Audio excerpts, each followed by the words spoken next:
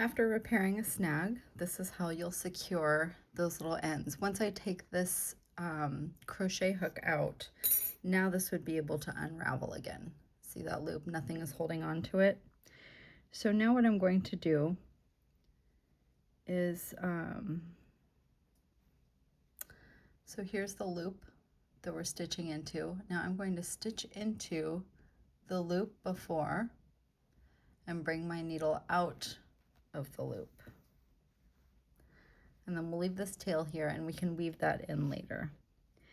Now, to secure this, I want to go into the stitches right above, and that's where these, you can tell because that's where the broken pieces are. So for this, I'll just tuck those broken pieces behind because they aren't hurting anything. And then I will reinsert my needle into one side where the fiber is broken, and then into the second side where the fiber is broken.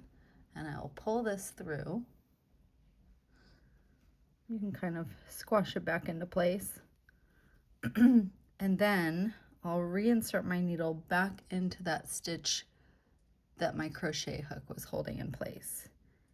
And then under the stitch directly next to it, to the left. So here, once I straighten this out, you can see how that one stitch has been repaired.